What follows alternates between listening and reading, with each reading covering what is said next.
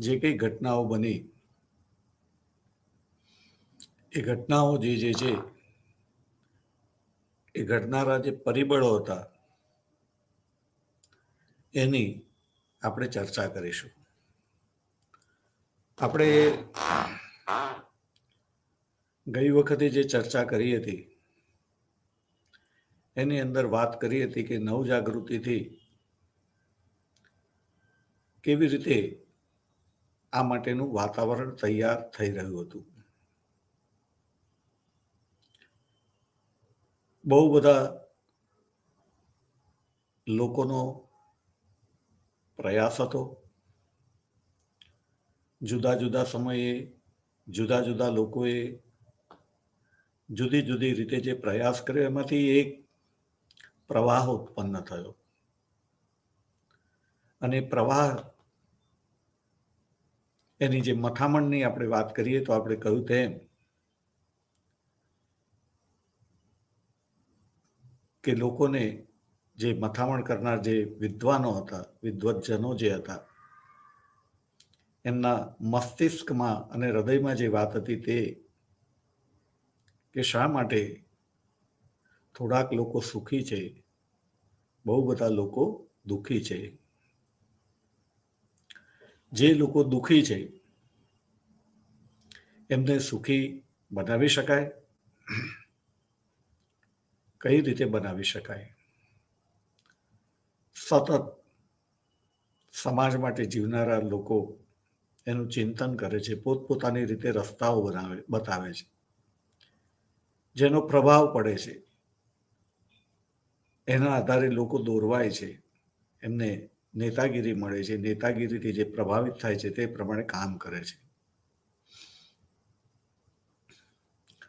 અને એ અનુસાર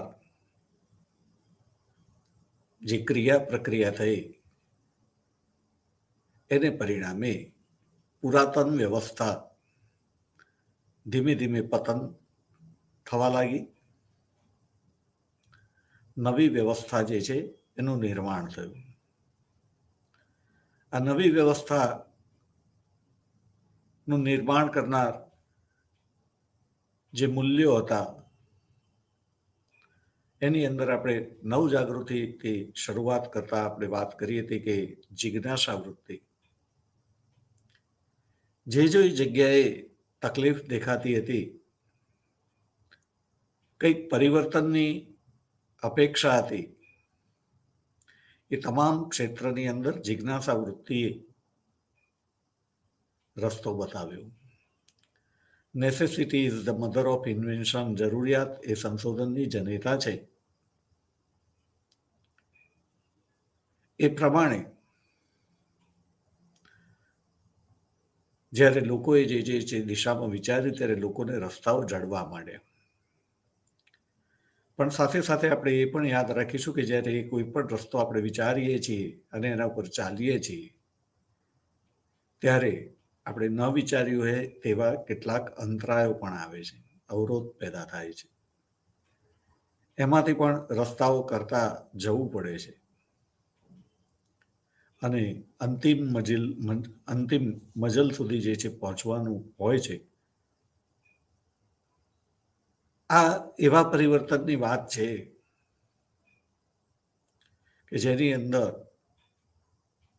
બહુ જ લોકોએ બહુ જ વર્ષો સુધી જે છે પ્રયાસ કરતા રહેવાનું છે. પરિવર્તન થયું છે, ખૂબ સારું પરિવર્તન થયું છે, પણ સિક્કાની બે બાજુ હોય છે તેમ સારા પરિવર્તનની સાથે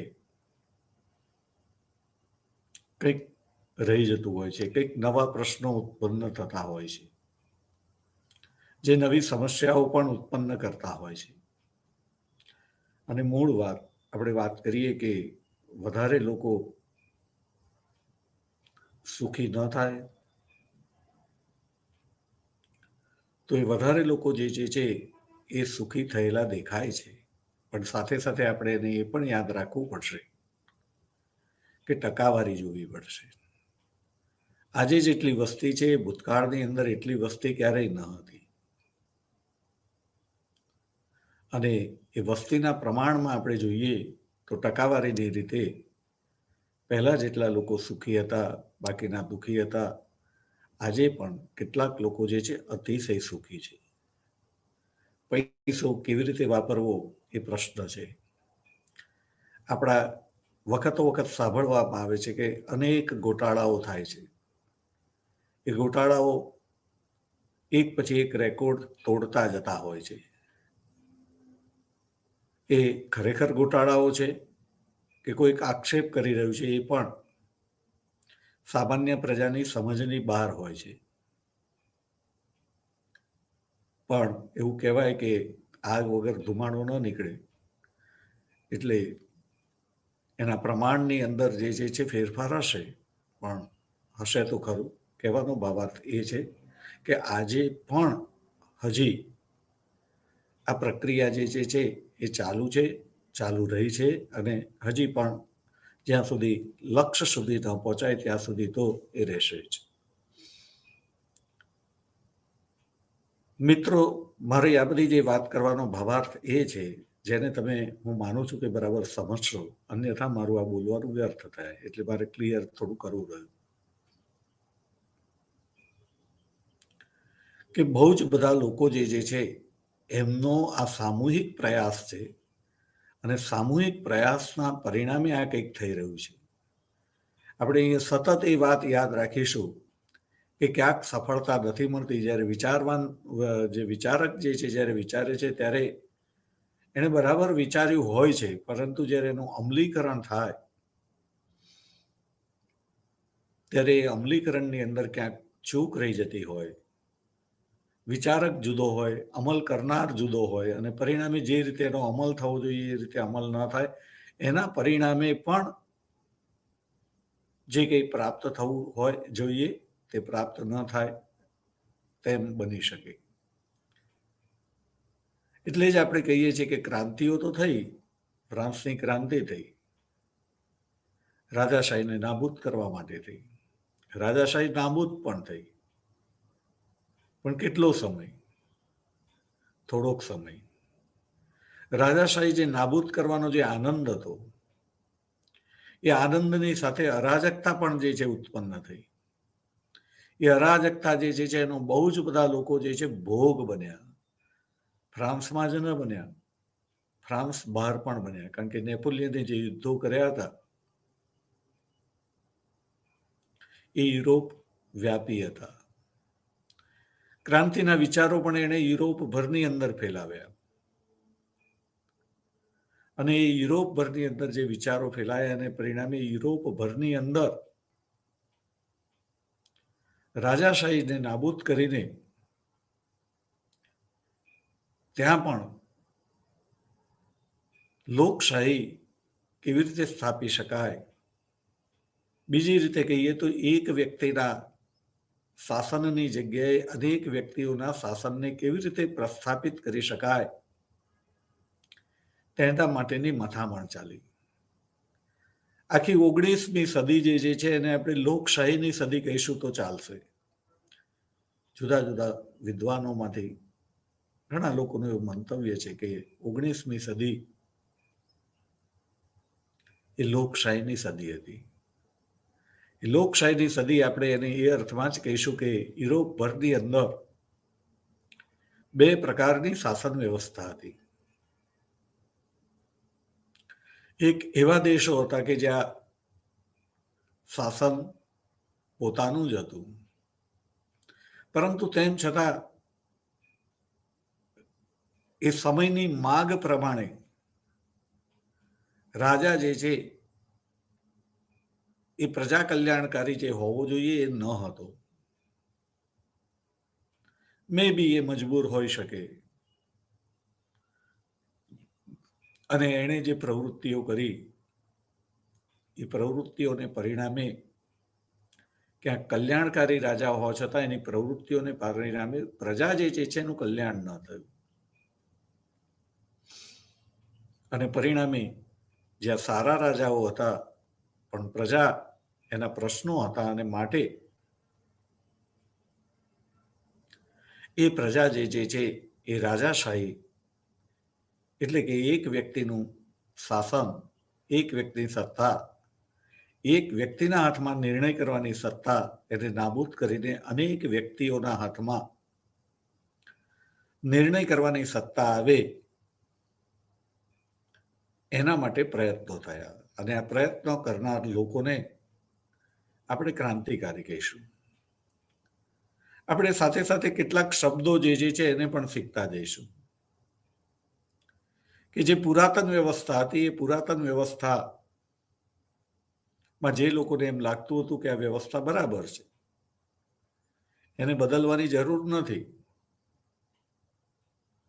એવા લોકો જે છે એ રૂઢિને પકડી રાખનાર અથવા તો એની તરફ મંતવ્ય ધરાવનાર હોવાથી રૂઢિચુસ્ત કહેવાયા.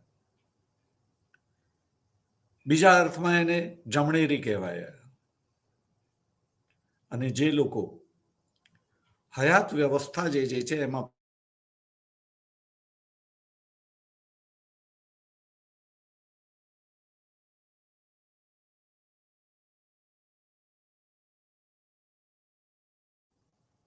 એવા લોકો ક્રાંતિકારીઓ કહેવાયા, ડાબેરી કહેવાયા.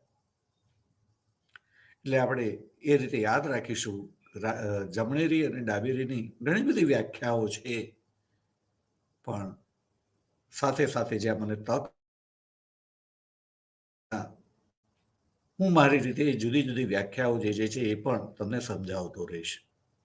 તો જમણેરી એટલે શું, ડાબેરી એટલે શું, ફરીથી રિપીટ કરીશ કે જે લોકો જે છે એ પરંપરાગત વ્યવસ્થા છે એની તરફેણ કરનારા છે, કારણ એની અંદર હિત સમાયેલા છે અને એમને બરાબર લાગે છે. કેમ બરાબર લાગે છે એ પણ આપણે સમજવું જોઈએ. તો હંમેશા યાદ રાખીશું કે માણસ એ સ્વાર્થી પ્રાણી છે અને એનો મૂળ નેચર એકલો રહેવાનો છે. જો એનું ચાલે તો એક માનવી બીજા માનવી પાસે કદી જાય નહીં, પણ જો એ જાય છે તો એ સ્વાર્થ પૂર્ણ કરવા જાય છે એવું કહેવાય છે. કવિતા પણ છે, માનવીની પાસે કોઈ માનવી ના આવે રે, એક માનવી પાસે બીજો કોઈ માનવી જતો નથી, જાય છે તો એ સ્વાર્થ પૂર્ણ કરવા. એટલે આપણે મિત્રો યાદ રાખીશું, હંમેશા આપણે જે છે સામાજિક વિજ્ઞાન ભણીએ છીએ ત્યારે આપણને જે છે આ ધ્યાનમાં રહેવું જોઈએ કે માનવી એક સ્વાર્થી પ્રાણી છે, એને એકલા રહેવાનું પસંદ છે, પણ તેમ છતાં એનો સ્વાર્થ પૂર્ણ કરવા માટે મજબૂર છે કે એને બીજા માનવી સાથે રહેવું જરૂરી બની જાય છે. અને જે લોકો એનો સ્વાર્થ પૂર્ણ કરી શકે તેમ હોય એવાનો એક મેળો કરે છે, ટૂંકમાં એક વર્તુળ બનાવે છે, જેને આપણે સમાજ કહીશું. અને પછી એ સમાજમાં જીવવું એની મજબૂરી છે, માટે આપણે એને માનવીને સામાજિક પ્રાણી કહીએ છીએ. તો બે નિર્ણયો ઉપર આવ્યા, ત્રણ નિર્ણયો કર્યા કે માનવી સ્વાર્થી પ્રાણી છે, એકલો રહેવાનું પસંદ કરે છે, પરંતુ એકલા રહેવાથી એનો સ્વાર્થ પૂર્ણ જ્યારે ન થાય ત્યારે એ બીજા એવા માનવી સાથે રહેવાનું પસંદ કરે છે કે જે એના સ્વાર્થ પૂર્ણ થાય. પરિણામે એ એવા પોતાના સ્વાર્થ, પોતાના હિતને પૂર્ણ કરે તેવા એક સમાજની રચના કરે છે, સમૂહની રચના કરે છે, અને એ સમૂહને પછી આપણે સમાજ નામ આપીએ છીએ, ને એ રીતે માનવી સામાજિક પ્રાણી છે.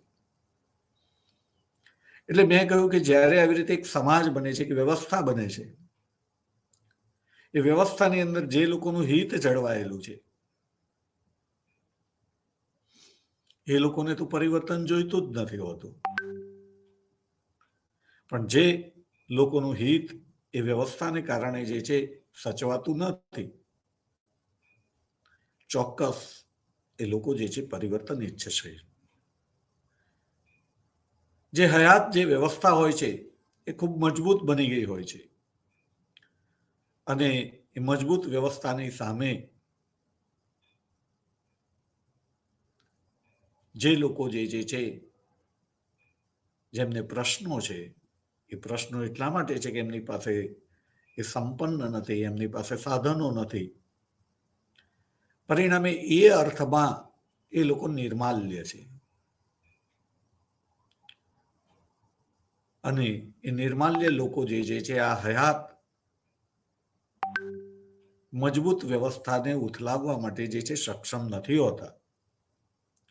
પણ એમાં જ્યારે કોઈક વિચારક કોઈક રસ્તો બતાવે છે, એની અંદર પ્રાણ પૂરે છે, ત્યારે એ નિર્માલ્ય લોકોની અંદર શક્તિ આવે છે અને એ લોકો જે પરિવર્તન જે છે એ ઈચ્છે છે, એ લોકો એ કરવું શક્ય નથી હોતું અને એવું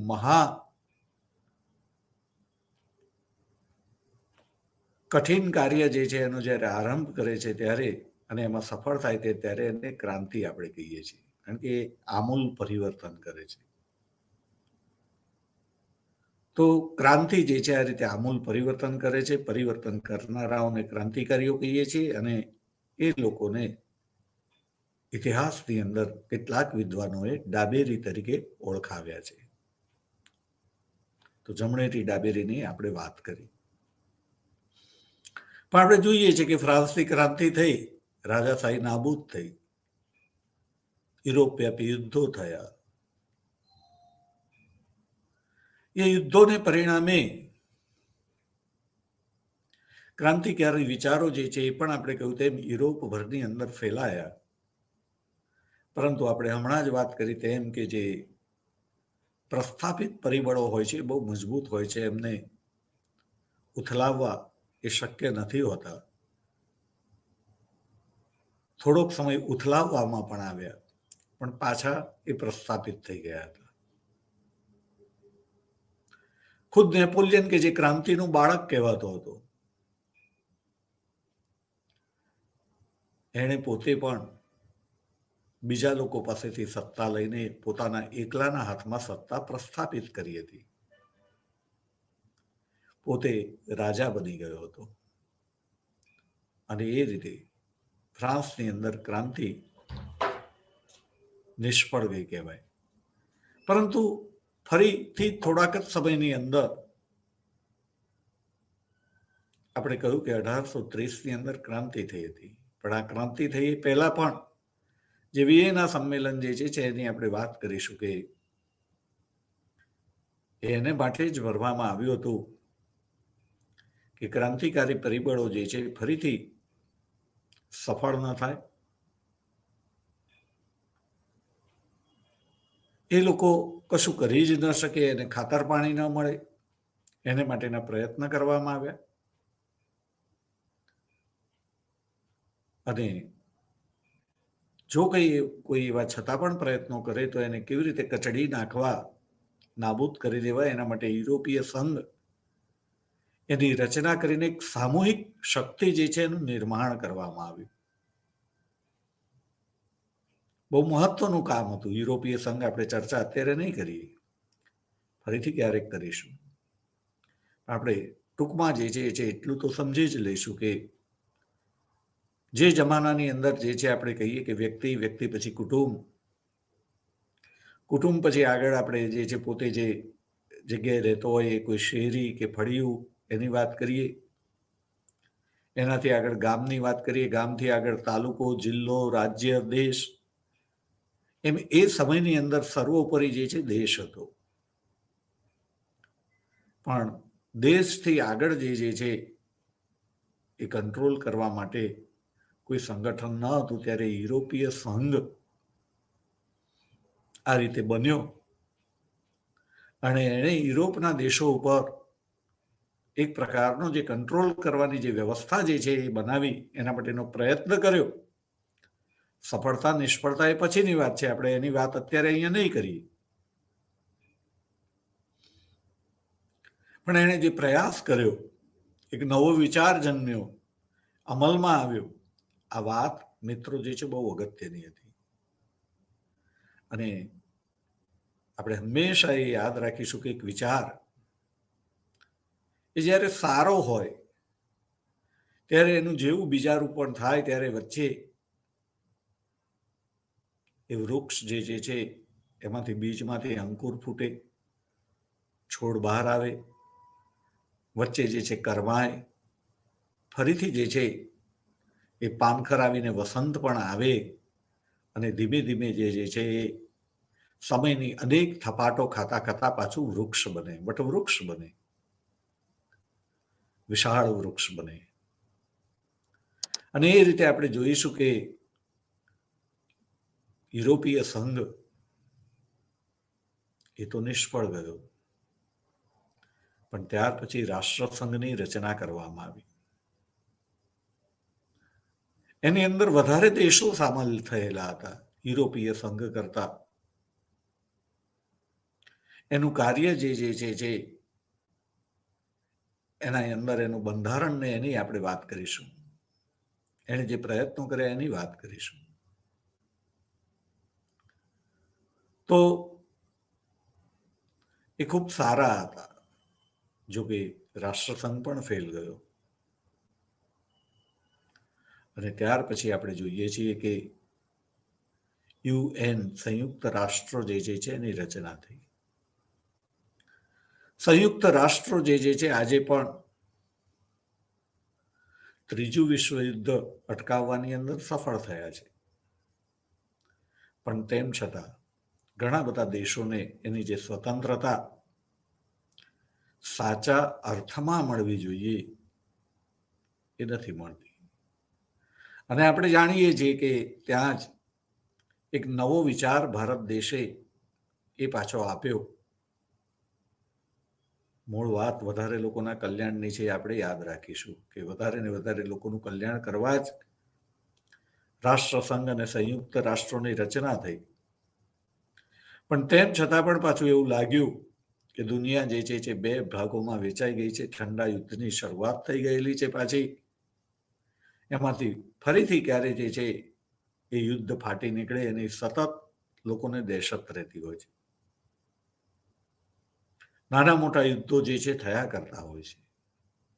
આજે પણ હું અત્યારે બોલું છું ત્યારે વિશ્વ સમાચારોની અંદર યુક્રેન અને રશિયા જે છે એના વચ્ચેના તણાવની વાત ચાલે છે. આવા બીજા પણ અનેક તણાવો છે, પણ આ તાજેતરનો જે છે અત્યારનું એકદમ ગંભીર પ્રશ્ન જેવું છે એની વાત છે.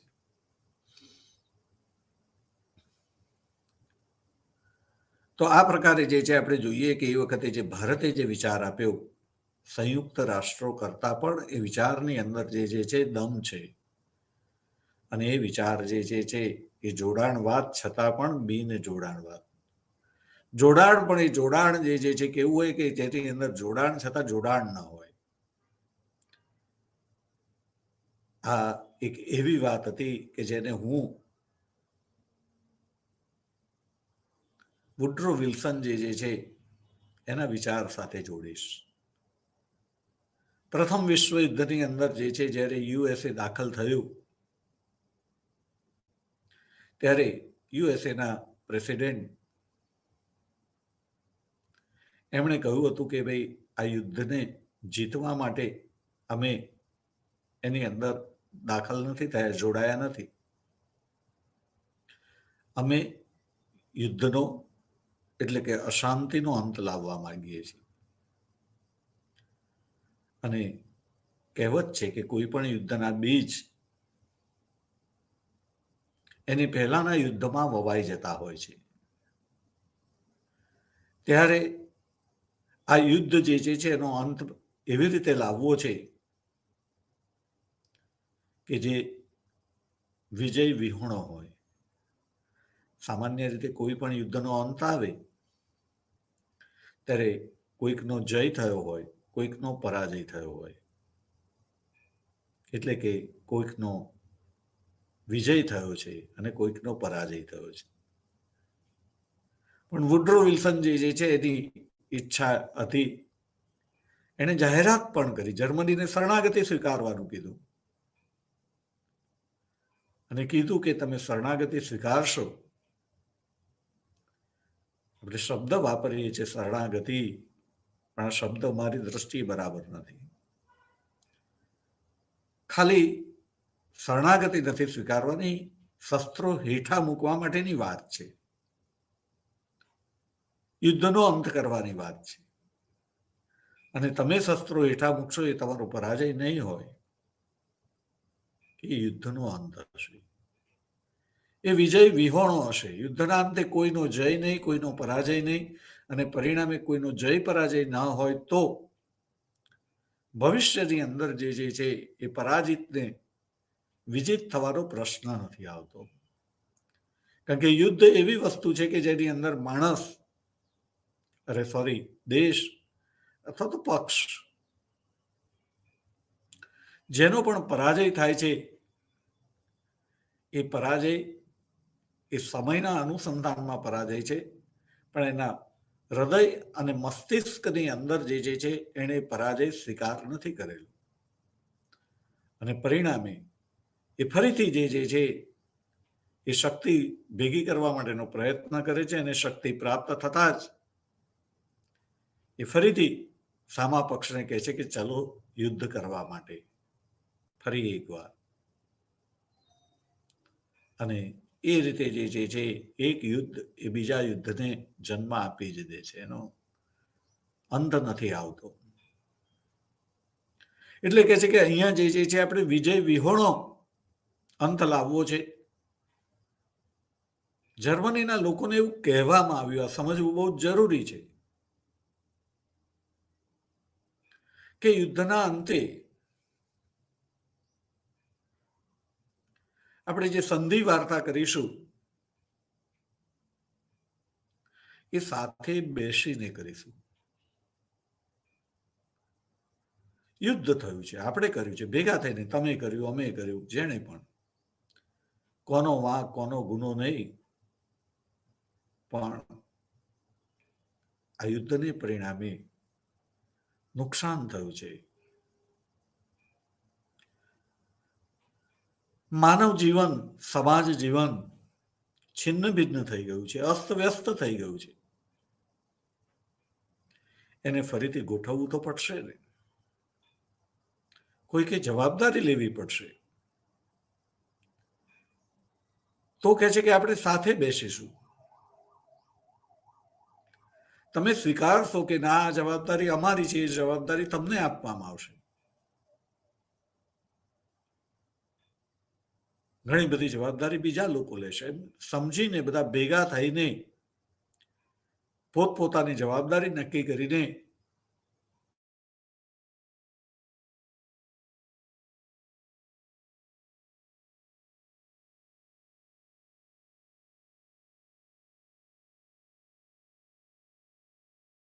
ગોઠવણ કરી.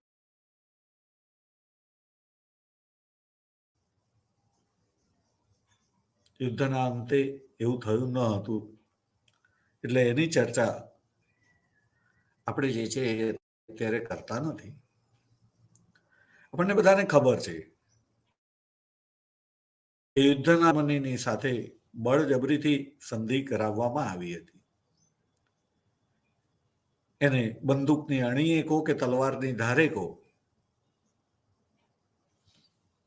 એ સંધિ કરાવવામાં આવી હતી જબરજસ્તીથી, અને કહેવામાં આવ્યું હતું કે તમારે સંધિ ન કરવી હોય તો યુદ્ધ માટે તૈયાર રહો. એટલે આપણે જોઈએ છીએ કે વિલ્સન કે જેની ઈચ્છા એ પરિપૂર્ણ નથી થઈ, પણ એની ઈચ્છા જે હતી, એક વિચાર જે અગત્યનો હતો,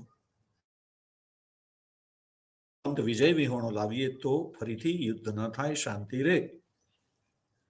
પણ આપણે જોયું એ યુદ્ધનો અંત એવી રીતે જ આવ્યો ને ઇતિહાસ પણ એવી રીતે લખાયો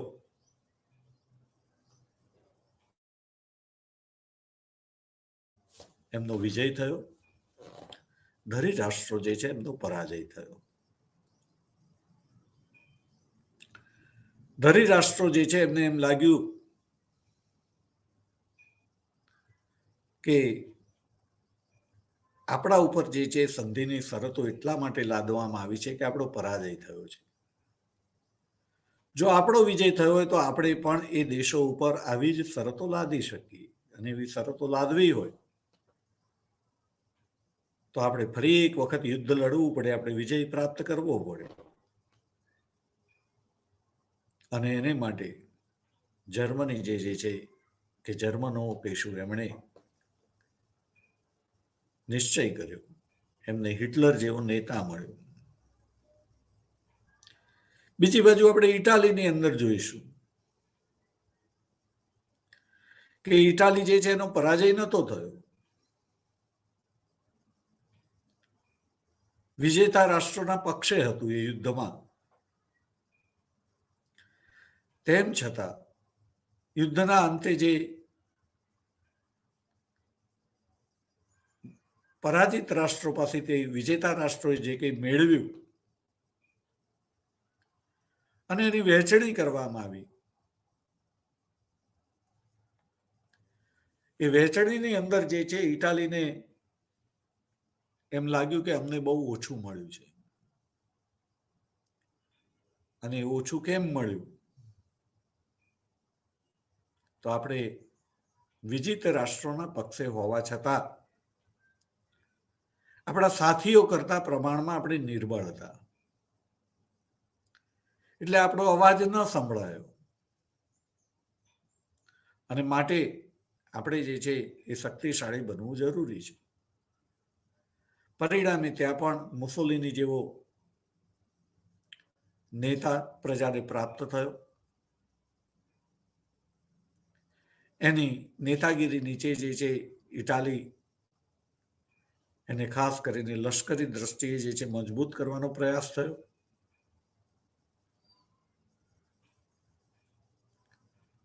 ઇટાલી, જર્મની, જાપાન જેવા દેશોની અંદર 20 વર્ષથી ઉપરના પ્રત્યેક યુવાનને માટે લશ્કરી તાલીમ જે છે ફરજિયાત બનાવવામાં આવી. લશ્કરી તાલીમ લીધા પછી એ પોતે લશ્કરમાં જોડાવાનું પસંદ ન કરે અને એને બીજા કામ કરવા હોય તો કરી શકે, પણ લશ્કરી તાલીમ ફરજિયાત બનાવવામાં આવી. દરેક દેશનો દરેક યુવાન, 18-20 વર્ષથી ઉપરનો યુવાન જે છે લશ્કરનો સૈનિક હોવો જોઈએ. સૈનિક હોવો જોઈએ દેટ મીન્સ કે એની પાસે આવડત હોવી જોઈએ. શાંતિના સંજોગોમાં એ બીજા કાર્યો કરી શકે, પરંતુ દેશને જે છે જરૂરિયાત ઉત્પન્ન થાય તો એ જરૂરિયાતના સમયે એ નાગરિકમાંથી સૈનિક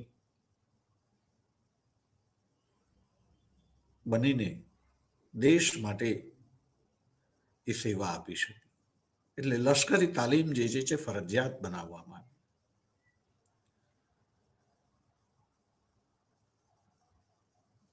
આપણે જોઈએ છીએ કે એ બધાનું પરિણામ બીજું વિશ્વયુદ્ધ થઈ ગયું, એટલે કે ફરીથી યુદ્ધ થઈ ગયું. યુદ્ધને અંતે આપણે કહ્યું તેમ રાષ્ટ્ર સંઘ નિષ્ફળ જવાથી યુએનની રચના કરવામાં આવી. ફરી એક વખત આ સંઘ બનાવવાની અંદર અમેરિકા જ અને એના રાષ્ટ્રપતિ એ વખતના ફ્રેન્કલિન ડિલાનો રૂઝવેલ્ટ આગળ આવેલા હતા, જેમણે યુદ્ધની અંદર જોડાતાની સાથે જ માનવીના મૂળભૂત અધિકારો એ વિશ્વના તમામ નાગરિકોને મળે એના માટે જે છે એ વાત મૂકી હતી. યુએન જે છે એની રચના માટે યુદ્ધની સાથે સાથે સાયમન્ટેનિયસલી સાથોસાથ મિટિંગો ભરવામાં આવતી હતી. એટલાન્ટિક સમુદ્રની અંદર જહાજ ઉપર જ અમેરિકા, ઇંગ્લેન્ડ વગેરે દેશોના મહાસત્તાઓના નેતાઓ ભેગા થયા અને એટલાન્ટિક ચાર્ટર રજૂ કરવામાં આવ્યું, જેની અંદર એવી રીતે વાત મૂકવામાં આવી કે દરેક વ્યક્તિને એના મૂળભૂત અધિકારો જે છે એ મળવા જોઈએ અને કયા મૂળભૂત અધિકારો એની પાસે હોવા જોઈએ એની વાત કરવામાં આવી. મિત્રો, આપણે યાદ રાખવું જરૂરી છે કે આ મૂળભૂત અધિકારો એ એવા અધિકારો છે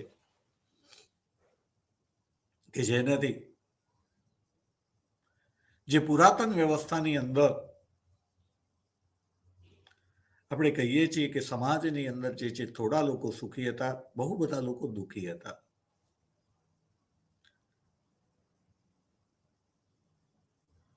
ત્યાં આગળ જે ભૂલ થઈ ગઈ હતી એને પણ અહીંયા અત્રે આપણે યાદ રાખવી જરૂરી છે કે ચિંતકો જે હતા એ લોકો જે છે બધાને સુખી કરવા માંગતા હતા. પણ આપણે જે છે હંમેશા માટે એક વસ્તુ એ પણ યાદ રાખીશું કે ઘણા લોકો એવા હોય છે કે જેમને હયાત વ્યવસ્થાની સામે કોઈ પ્રશ્ન જ નથી હોતો. એ લોકો એ વ્યવસ્થા સાથે જે છે સેટ થઈ ગયા હોય છે, ટેવાઈ ગયા હોય છે, સંતુષ્ટ થઈ ગયા હોય છે. એમણે એ વ્યવસ્થા સાથે એમને તકલીફો હોવા છતાં એનું અનુકૂલન કરી દીધું હોય છે અને એ લોકો એની અંદર જીવતા હોય છે. એમને પરિવર્તન જોઈતું નથી હોતું, એ માટેનો પ્રયાસ કરવા તૈયાર નથી હોતા અને જે પ્રયાસ કરવા તૈયાર ન હોય ત્યારે સ્વાભાવિકપણે જે છે બાકીના લોકો જે છે એમને જે જીવન આપવા માંગતા હોય તો પણ એમને ન મળે. એટલે આજે આપણે જે છે જોઈએ છીએ કે ચિંતકો જે છે એમણે ખૂબ સરસ ચિંતન કર્યું તમામને સુખી કરવા માટેનું. પણ આપણે જોઈએ છીએ કે વિશ્વ આખાની અંદર એક પણ દેશ આપણને એવો જોવા નથી મળતો કે જ્યાં બધા જ લોકો જે છે એ પ્રશ્ન વગરના હોય. બધા જ લોકો જે છે સચિત આનંદની અનુભૂતિ કરતા હોય. બીજા અર્થમાં કહીએ કે રામ રાજ્ય હોય, એ નથી થતું. તો આ મર્યાદા છે, મજબૂરી છે. કેમ નથી થતું એને હું આજે વાત નહીં કરું, ફરી ક્યારેક વાત કરીશ મને તક મળશે તો. ફિલોસોફિકલ આસ્પેક્ટથી પણ આપણે ઇતિહાસ જે છે એને સમજવો પડશે, જોવો પડશે. ઇતિહાસ જે છે એને પ્રશ્નો જે છે એને આપણે સમજીશું ત્યારે ઐતિહાસિક પરિપ્રેક્ષ્યમાં આપણે ચર્ચા કરીશું. પરંતુ સાથે સાથે આપણે એ પણ યાદ રાખીશું કે ઇતિહાસ જે છે જેમ સમાજની અંદર એક વ્યક્તિ છે એને ઈચ્છે તો પણ એ એકલો નથી રહી શકતો. એને અન્ય લોકોની સહાય લેવા માટે મજબૂર છે. એનો મૂળભૂત સ્વભાવ તો આપણે કહ્યું તેમ કે એને એકલા રહેવું છે, પણ એ એકલો રહી નથી શકતો. એ રહી શકે પણ નહીં, એને સમાજમાં રહેવું જ પડે. એ જ રીતે ઇતિહાસ એ ઐતિહાસિક પરિપ્રેક્ષ્યની અંદર જે છે ચર્ચાઓ જોઈએ, લખાવો જોઈએ. પણ તેમ છતાંય જ્યારે આપણે એના તથ્યો ઉપર આવીએ ત્યારે એના સહાયક શાસ્ત્રો જે છે એની મદદ લીધા વગર આપણે જે તથ્યો બહાર લાવવા છે ઇતિહાસના, ત્યાં સુધી આપણે ન પહોંચી શકીએ. હું અહીંયા જે છે ખાસ કરીને ઇતિહાસ સાથે સંકળાયેલા તમામ લોકોને જે છે હું એક અપીલ કરવા માંગુ છું કે હું જોઉં છું કે આજનો જમાનો એ ઝડપનો જમાનો છે. ભારતને બુલેટ ટ્રેન લાવી છે, પણ કેટલાક દેશો તો આપણે જ્યારે બુલેટ ટ્રેન લાવીશું ત્યારે એ લોકોના દેશની ટ્રેન જે છે એ તો આપણા કરતાં પણ ઘણી બધી આગળ હશે. આપણે હજી પણ ઘણા પાછળ છીએ ને એ જ રીતે ઘણા બધા ઝડપ જેને જોઈએ છે એમની વાત છે. સંશોધનની અંદર પણ લોકોને ઝડપ જોઈએ છે અને લોકો જે છે એવું વિશ્વાસપૂર્વક એવા ઉત્સાહથી જે છે વાતો કરતા હોય છે. આ મારી આટલામી ચોપડી, આ મારું આટલામું રિસર્ચ પેપર. આપણે તો કહીએ, આપણી આસપાસના લોકો આપણને નારાજ કરવા માટે આપણી વાહવા પણ કરે, પરંતુ હકીકતની અંદર જે છે જોવા જઈએ તો એકદમ સત્યની દ્રષ્ટિએ જોવા જઈએ તો એની અંદર કેટલું રિસર્ચ છે, સંશોધન કેટલું છે, જેને પરિપૂર્ણ સંશોધન તરફ આપણે કહીએ. પરિપૂર્ણ જે છે એ કોઈ પણ સંશોધન જે છે થઈ શકે નહીં, પણ તેમ છતાંય ટકાવારીની દ્રષ્ટિએ આપણે ઘણા નજીક હોઈ શકીએ,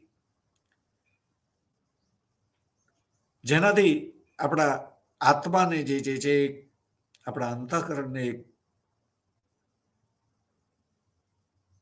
સુખદ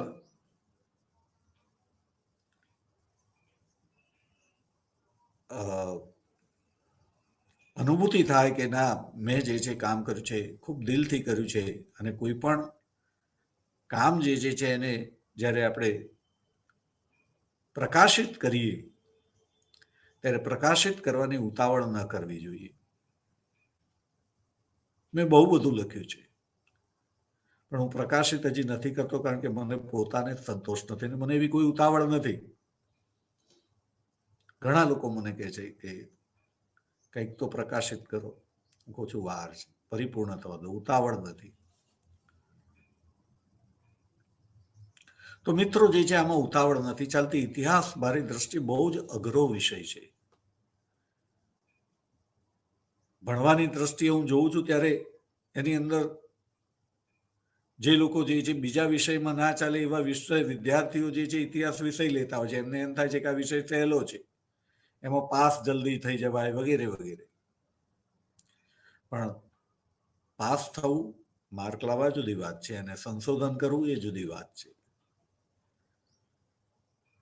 સંશોધન કરવા માટે આ વિષય જે છે બહુ અઘરો વિષય છે.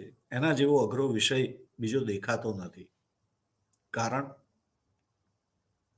કે માનવી જે છે એ જ્યારે જીવતો હોય છે ત્યારે પણ એના મોટાભાગના કાર્યો જે છે નકાબ ધારણ કરીને કરતો હોય છે. આપણી સમક્ષ હોવા છતાં એની પાસેથી સત્ય જે છે પ્રાપ્ત કરવું એ અઘરું બની જતું હોય છે. ઘણા પતિ પત્ની એકબીજાને વર્ષો સુધી સાથે રહેવા છતાં જિંદગીના અંત સમયે એવું કહેતા હોય છે કે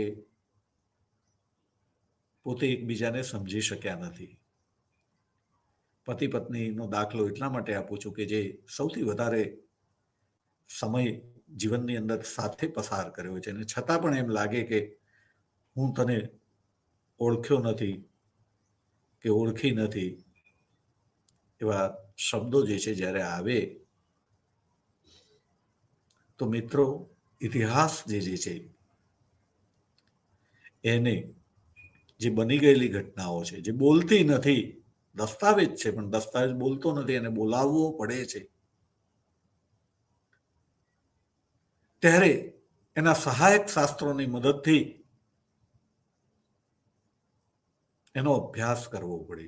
અને સહાયક શાસ્ત્રોની અંદર તમે એટલા પાવરફુલ ન હો ત્યારે તમે જે તારણો ઉપર આવતા હો તે તારણો માટે તમારે જે છે એ સહાયક શાસ્ત્રોના વિદ્વાનો જે છે એ એમની પરિભાષાની અંદર કઈ રીતે એને જુએ છે એની સાથે પણ ચર્ચા વિચારણા વગેરે થવું જોઈએ ને પછી અંતિમ પરિણામો પરત્વે આવવું પડે. માટે હું એક ફિલોસોફિકલ આસ્પેક્ટ જે છે એની પણ મેં કહ્યું કે વાત કરીશ. અને ફિલોસોફિકલ આસ્પેક્ટ જે છે બહુ જ અગત્યનો છે એવા નિર્ધારણ ઉપર હું આવેલો છું. તો મિત્રો જે છે એની અંદર આપણે યાદ રાખીશું કે જે આ પ્રક્રિયા જે છે એની અંદર વિચાર તો સરસ વવાઈ જ ગયેલો છે, કે જેની અંદર યુરોપીય સંઘ, રાષ્ટ્રસંઘ, સંયુક્ત રાષ્ટ્રો અને ત્યાર પછી જે ભારતે વિચાર આપ્યો. ભારત એક જુદી ભૂમિ છે, અદ્ભુત ભૂમિ છે. અદ્ભુત દાર્શનિકો અહીંયા જન્મ્યા છે, જે દુનિયાનું નેતૃત્વ કરી શકે. અને એની અંદરનો એ વિચાર એટલે બિન જોડાણવાદ. જોડાણ છતાં જોડાણ નહીં એવું જોડાણવાદ. આ વિચાર જે છે એને હજી જોઈએ તેટલું ખાતર પાણી નથી મળ્યું. કઈક એવી ઘટનાઓ બનશે, માણસ હતાશ થશે, ત્યારે ફરી જેમ રાષ્ટ્રસંઘ નિષ્ફળ ગયો અને સંયુક્ત રાષ્ટ્રોની રચના થઈ, એમાં પણ ખામી હોવા છતાં આજે ત્રીજું વિશ્વયુદ્ધ નથી થયું. એમ બિન જોડાણવાદ તરફ મને એમ લાગે છે કે લોકોને